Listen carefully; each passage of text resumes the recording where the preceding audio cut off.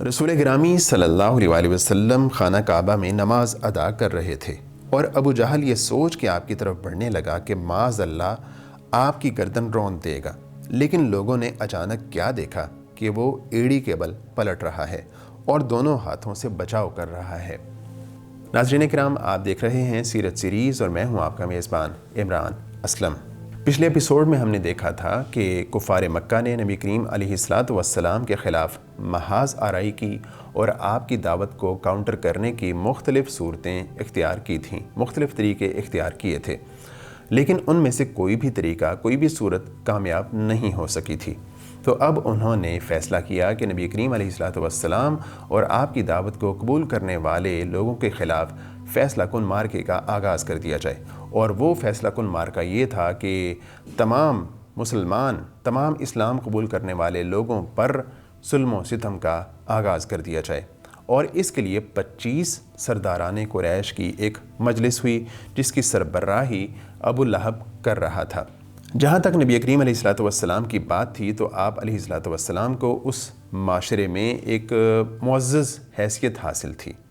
اور کوئی نیچ ذات، کوئی گھٹیا آدمی ہی نبی کریم علیہ السلام کے خلاف کسی طرح کی سازش کر سکتا تھا۔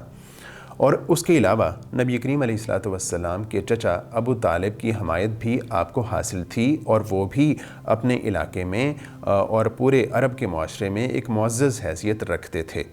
لیکن مسئلہ یہ تھا کہ کفار مکہ آپ علیہ السلام کے خلاف ہو سکتا تھا کہ کوئی کارروائی نہ کرتے، لیکن ایک ایسا دین، ایک ایسی دعوت جو ان کے دین کی، ان کے مذہب کی، ان کے رسومات کی جڑ کاٹنے جا رہی تھی، اس کو کب تک برداشت کیا جاتا، اور اس لیے کفار مکہ کا پیمانہ صبر لبریز ہو گیا اور انہوں نے ظلم و ستم کے ایک نئے سلسلے کا آغاز کر دیا، اور اس کا سب سے پہلا نشانہ تھے نبی کریم علیہ السلام خود۔ کفار مکہ نے جو ظلم و ستم کا اب آغاز کیا تھا،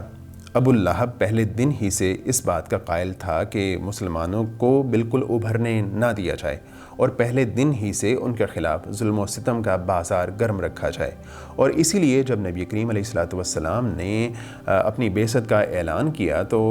ابو لہب کے 2 بیٹے عتبہ اور عتیبہ، وہ نبی کریم علیہ السلام کی 2 بیٹیوں رقیہ اور ام کلثوم کے خامند تھے۔ لیکن جب اللہ کے رسول علیہ السلام نے دعوت کا آغاز کیا، بعثت کا اعلان کیا، تو ابو لہب نے بڑی ہی درستی کے ساتھ، بہت ہی سختی کے ساتھ اپنے بیٹوں کو حکم دیا کہ تم نبی کریم علیہ السلام کی بیٹیوں کو طلاق دے دو، اور انہوں نے ایسا ہی کیا۔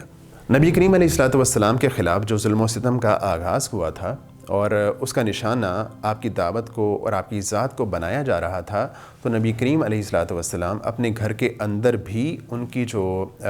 ظلم تھا، ان کی جو شرارتیں تھیں، ان سے محفوظ نہیں تھے۔ ابن اسحاق کا بیان ہے کہ جو گروہ گھر کے اندر رسول اللہ صلی اللہ علیہ وسلم کو اذیت دیا کرتا تھا وہ یہ تھا: حکم بن ابی العاص، عقبہ بن ابی معیط، عدی بن حمرہ ثقفی، ابن الاسدہ حذلی، یہ سب کے سب آپ صلی اللہ علیہ وسلم کے پڑوسی تھے، اور ان میں سے حکم بن ابی العاص کے علاوہ کوئی بھی مسلمان نہ ہوا۔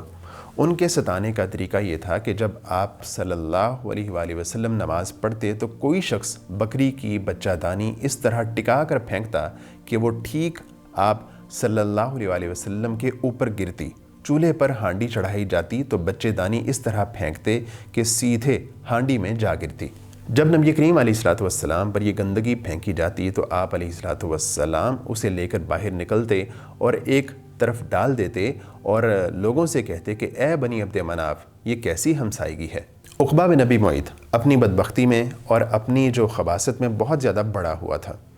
ایک روز نبی کریم علیہ السلام خانہ کعبہ میں نماز ادا کر رہے تھے اور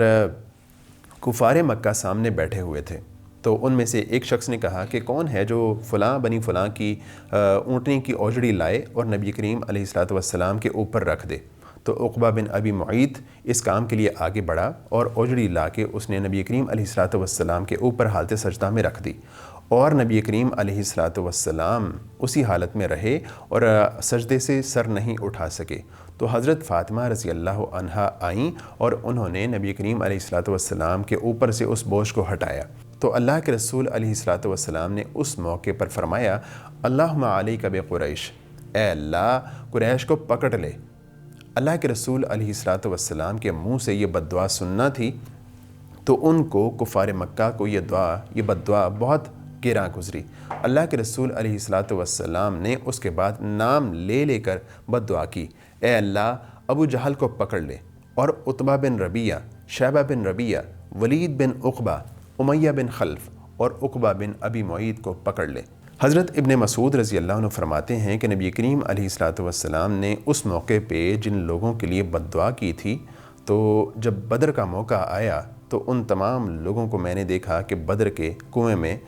قتل ہو کے پڑے تھے۔ ایک بار سرداران قریش نے ابو جہل سے کہا کہ